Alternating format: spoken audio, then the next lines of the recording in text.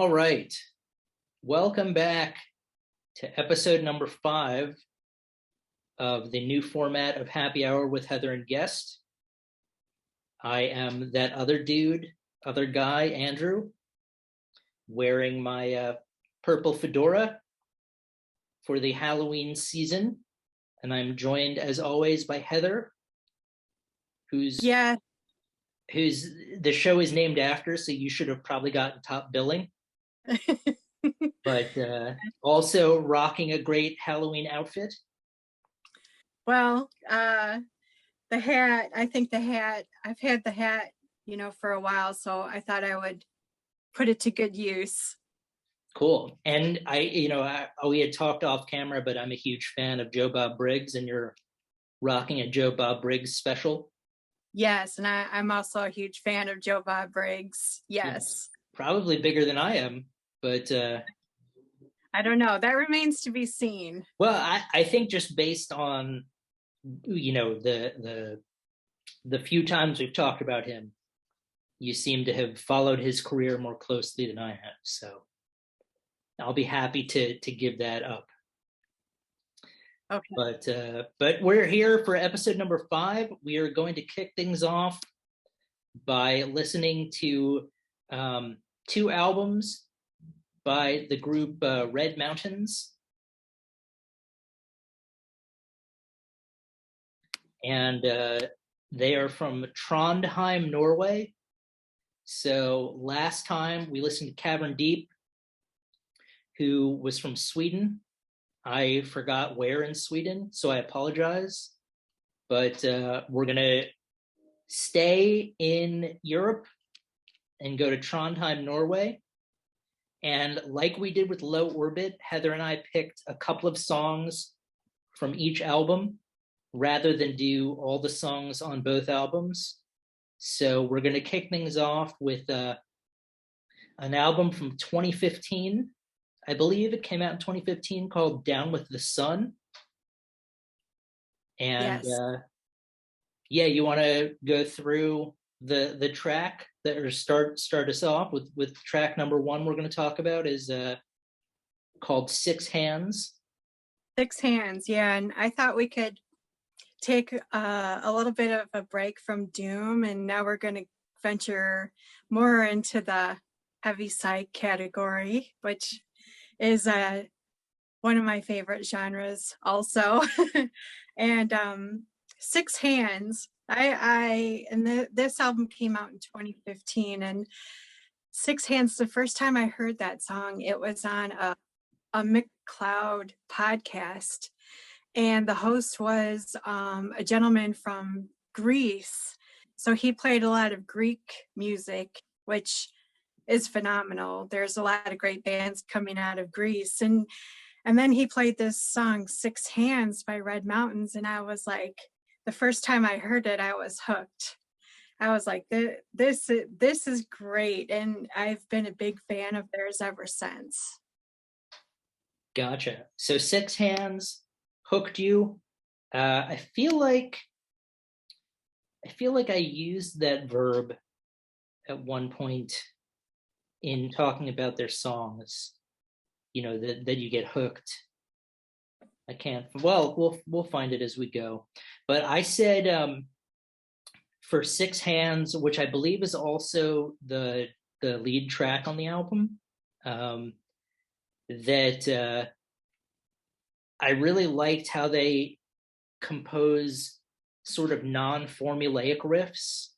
It would seem, I mean, again, my background, Heather's background, we're not trained in music. So a lot of the terms that we use to describe things are sort of out of left field. So there's probably a legitimate term in the trade for non-formulaic riffs, but that's just what I'm going to go with. I also, great vocals. I said the song had sort of a minor type feel to it as opposed to like a major key. I felt it was sort of dissonant, kind of like a minor type feel. And then I enjoyed, it has sort of a breakdown towards the end, which I thought was great. So kicking things off with Six Hands I felt like it was an awesome start to this music. Yeah, and then the next song that we want to talk about is called Sun, and we both picked this song as one of the standouts on the album.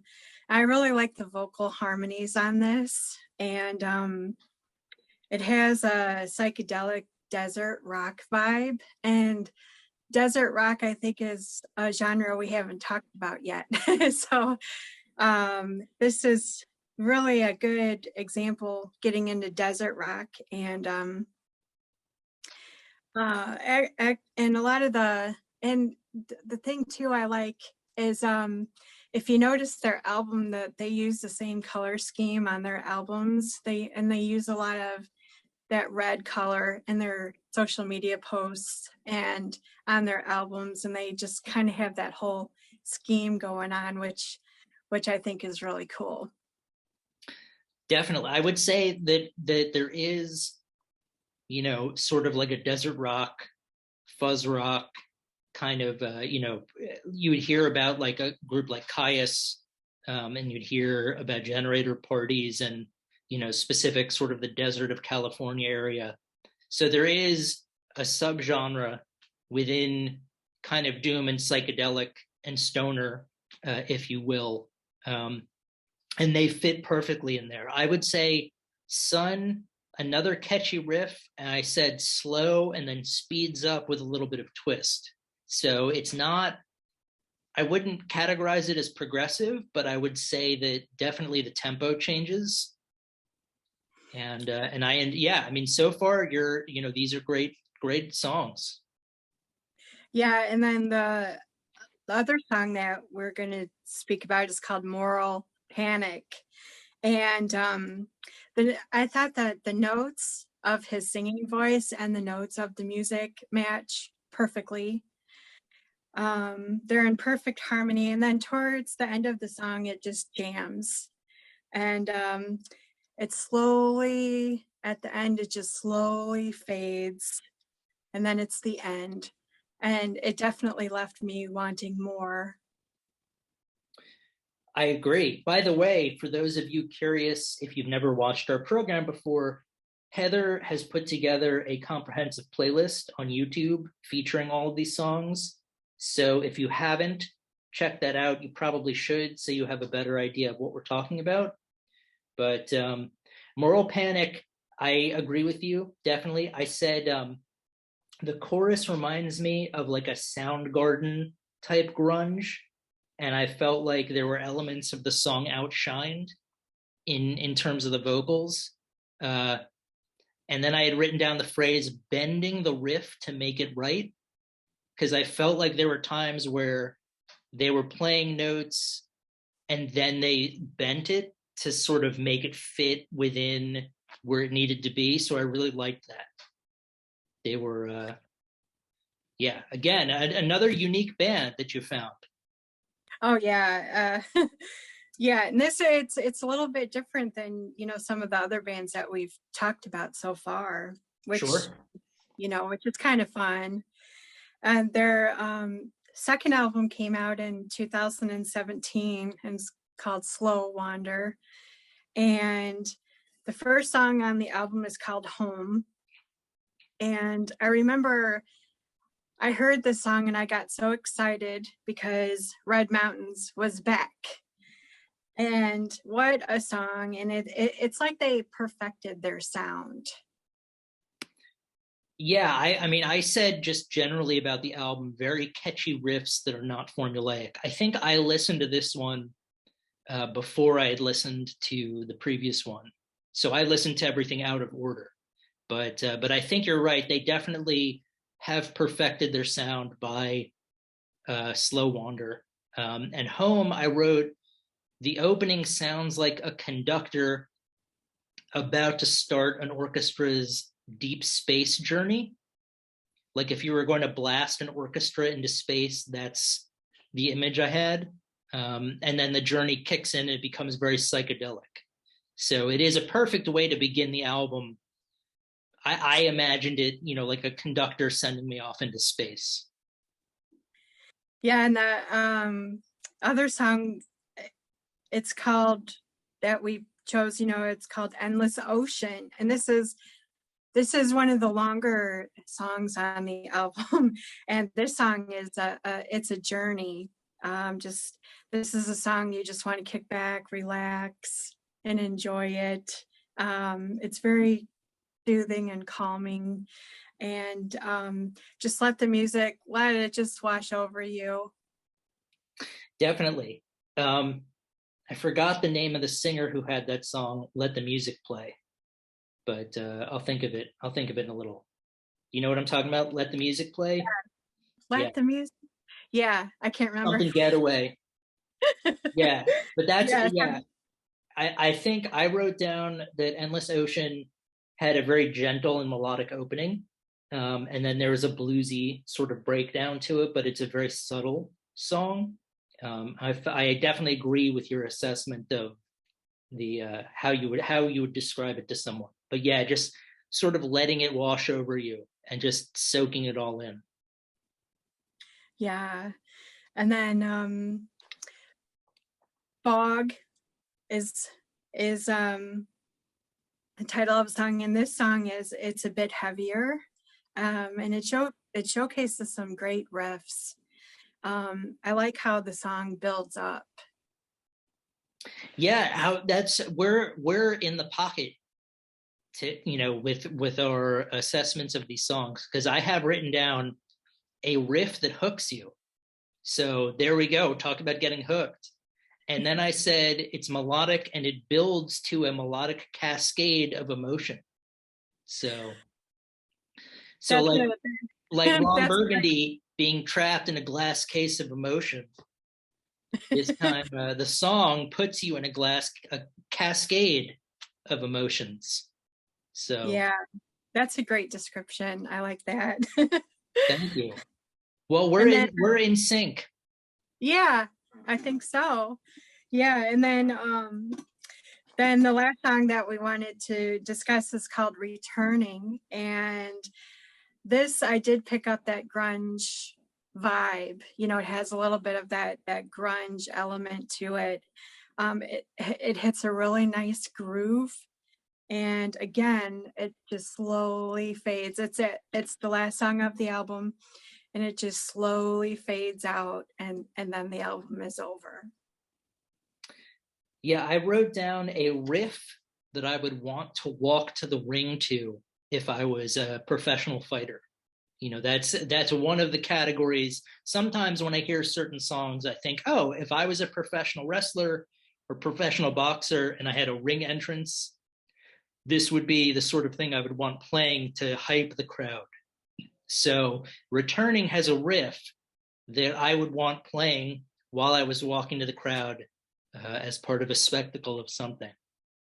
And I also wrote more melodic vocals. So I think Yeah. another great, when you had told me about the band, I was really eager to dive into it, just based on the type of music they played, where they were from, and hearing that first song sort of hooked me in as it had you. So well Yeah. done. Yeah, thank you. And I think they're working on new music, which is very exciting. Definitely can't wait for that. So, Yeah. Well, yeah. we've had Low Orbit, Witch Tit, Waterfall King, Cavern Deep, and now Red Mountains are all bands who I'd be glad to know are working on new music, have new music coming out. And we've varied the genres a little bit in terms of we haven't just pigeonholed ourselves within doom, like we've spread our wings a little bit. So this was great. I'm really glad we sort of segued into the sort of desert stoner psychedelic vibe. Yeah. It's a good one. Yeah. Do you want to give our movie recs and then we'll finish with the reviews? Sure. Okay. the movie I chose was Christine, and this is based on a book by Stephen King, who's my favorite author. I mean, besides you, of course. Yeah, I appreciate you saying that. You certainly don't have to. When you know, You're one, yeah. No, you're way up there too. So, but Christine is it's a beautiful 1958 Plymouth Fury, and her owner develops this really unhealthy obsession, and his personality completely changes when he gets this car. My favorite movie quote of all time is in this movie. You know, isn't that what you're supposed to do with shit? Scrape it up with a little shovel. The late great Kelly Preston is in this movie. Harry Dean Stanton. My favorite character in the movie is Will Darnell, you know, played by the late Robert Prosky. He has some great lines in this movie, and really, it's really a fun movie to watch. So if you haven't seen it, I highly recommend. You know, it's a great Halloween movie to get into. So that's my recommendation. that's an awesome. Yeah, it's I was just talking to a friend the other day about um, directors who aren't really heralded that have gone on incredible runs. Like we were talking about Rob Reiner was who we were talking about, and I had mentioned I think he did a run where he made The Sure Thing, This Is Spinal Tap, Stand by Me, um, A Few Good Men, The American President, all in a row, and yet he's not, and then John Carpenter, who did Halloween and The Fog and The Thing and Escape from New York and Christine and Starman, and Big Trouble in Little China, all in a row. So And they're all terrific. they're all yeah. So if you get the chance, definitely check out Christine. It's a masterpiece of a film where everyone sort of comes together and catch lightning in a bottle. It's probably I don't know if it'll be streaming at this point, but you can definitely find it on DVD somewhere. And yeah, that's a great recommendation, especially for the Halloween season. Yeah. So my recommendation was a film called Bat 2-1, which sort of came out in 1988, but I think it's sort of flown under the radar with regard to Vietnam War films. I think most people think of Platoon or Full Metal Jacket or Apocalypse Now. This is a little bit more subtle. It's with Gene Hackman, and he plays an Air Force colonel who's has to eject in enemy territory. And he basically, the movie is about him trying to be rescued, and Danny Glover plays a pilot who's trying to rescue him. And it's a really inventive, really great movie. I mean, Gene Hackman's always phenomenal, so I can't really say it's one of his better performances, but everyone in it, all the supporting cast, you'll recognize from other things, and they all do a really great job. You'll say, "Oh, I remember that guy from this movie," or but it's a personal favorite of mine. I don't think it gets enough credit. I definitely recommend it. Maybe not a Halloween specific movie, but and probably again difficult to find on streaming services, but you can probably find it as a DVD. So that's one of my favorite things about watching. I think 80s were a great time for movies, and that's one of my favorite things about going back and watching some of these movies is I don't remember this person being in this movie, and you see actors in these movies that are like at the very beginning of their careers, and now they're huge, and that, to me, that's one of the really fun things about going back and watching Sure. these movies. Sure. Yeah. I mean, unless you're me and you know their names because, you're like, I can say, oh, yeah, Clayton Rohner is in this film in Bat 21. He was also in Just One of the Guys, uh, which is another great movie, but I'll save that for another time. Um, Otherwise, it's, yeah, I remember that guy, or that lady. She was great in this movie. But yeah, the '80s was a great, a lot of movies that have sort of fallen through the cracks. Like Christine and Bat 2-1. We can bring them back up and put them on the pedestals where they deserve to be. Definitely. Yeah. So we're going to change categories again, but we have two bands who are releasing albums that have either come out this month or are going to come out next year. The first one we're going to talk about and do more of a summary is a group called Breaths. Sorry, not singular, plural. Breaths, and Halo News.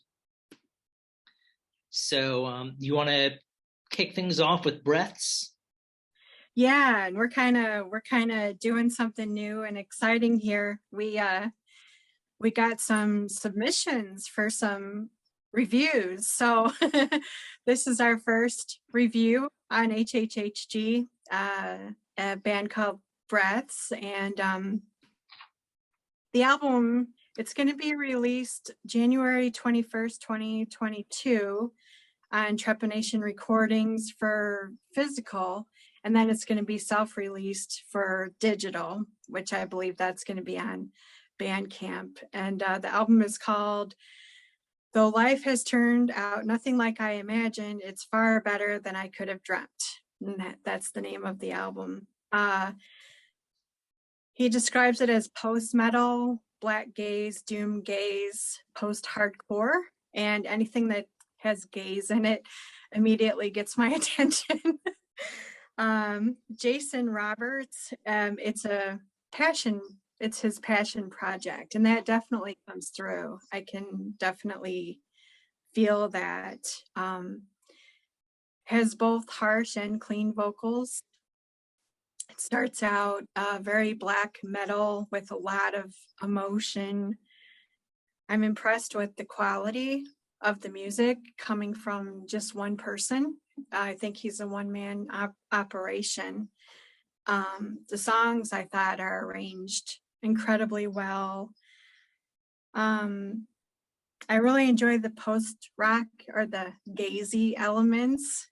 And there's a band called Gates to the Morning, and I got this, this is really similar to that. So if you like Gates to the Morning, I think you'll really like this music.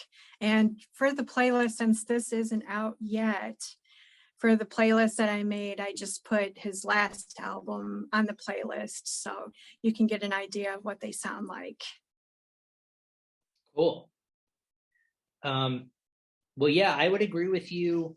It does remind me a little bit of Gates to the Morning. I thought I got vibes of Depeche Mode a little bit, not just Can't Get Enough era Depeche Mode, but like Violator Depeche Mode when they sort of went a little bit darker. I felt like there were some vocal elements similar. And yeah, I mean, you had said post-metal, black metal, doom metal, shoegaze, progressive metal, post-hardcore, any other sort of gaze, I think is in there. I'm not as much of a fan of harsher vocals. So that, and again, that's more of a subjective opinion. Objectively, I think it's really well done.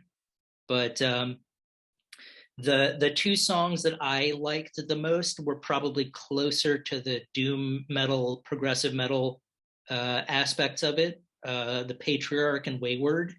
And then the other thing, they have an album. Breaths has put out an album called Lined in Silver, which came out in March. And I know he was in a band called Conductor previously, because I went to do a little bit more research to find out. And you could see sort of the genesis of where this album has come from. The sort of the growth and the directions he's going in. But yeah, no, I'm glad that he contacted us and we got a chance to listen to it. The second album is an EP from Halo Noose, who I had, I believe Stuart from Halo Noose got in touch with me when I was still doing A Fistful of Faceful, because I had reviewed the previous, or I had played a song from the previous EP. So this one, called The Druid, is already out. I think it was released October 15th. It's described pretty much as sort of a fuzzed out, trippy rock, which I would agree with. I said that I think there are only 5 songs on the EP, and I think the first half is pretty much living up to the fuzzed, trippy label. So very much the entire album reminded me a little bit of the band The Dead Meadow. I'm not sure if you or how familiar you are with them, Heather. I heard Dead Meadow. It's been a long time. Yeah, well, that's they're very. It's another similar kind of like fuzzed out psychedelic feel to it. That's what this reminded me of a little bit. So the first half, very much fuzzed out and trippy, Dead Meadow-esque feel to it, and then the middle song kind of indicates a change of tempo, and I felt the second half had more of a bluesy, aggressive sound, still fuzzed out rock, but more of a bluesy, aggressive sound. So again, I recommend picking up both albums from Halo Noose. Any thoughts? Yeah, and it's from the Highlands of Scotland, which I thought was pretty cool. Great dose of psychedelic, like you said, fuzz, but I think the psychedelic really comes through too. Is he another one-man operation? I don't think so. No. But I'm yeah, not. Go on. I'm sorry. Oh, one of those songs is named Mescaline, which is that goes along with the psychedelic theme. I think. Go on and experience, as they say. Yes, I'm just looking up. I think Halo Noose is. Hold on, I'm wasting everyone's time while looking this up. It doesn't say, but I'm pretty sure it's more than a one-person operation. So I could be wrong. So don't quote me on that. But the important thing is I would recommend picking up certainly both albums from Red Mountains, and then checking out the albums that you can. Both Halo Noose albums are available. You can get one of the Breaths albums now, and the other one comes out in January. But definitely all music that I would recommend. That would be my. And I put go on. On our playlist, I also put the Halo Noose. The full album is on there, so it can be listened to on our playlist that we'll post. Yeah, go. If you haven't listened to the playlist, then you're doing this out of order, but that's okay. So you'll hear us describe the songs, and then you could go rock out to them. But there's still time. You can hit pause, go listen to the songs, and you'll have a better idea of what we've been speaking about. So I think that's going to do it for us, for me at least. I may continue to wear this hat even after Halloween because it feels good. But Did you want to mention your book that's going to be coming out? oh, sure. Yeah, so I will have a book called it's a book of short stories. It'll be coming out with a group with a at a place called Alien Buddha Press, who released another book that I'd written called Leviathan Rising. So this one will be a collection of short stories that I've had published since 2012. So I guess almost a decade's worth of short stories that are all somewhat speculative, or on the, there are certain fantasy elements to some of them, but they're all vastly different. And the cover is an awesome photo that's going to be courtesy of Heather, one of her landscape photos. So thank you for that.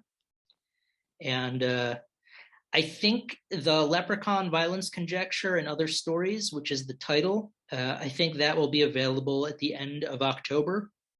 But I'm not 100% sure when, but I will make sure to post a lot about it. So you will all know.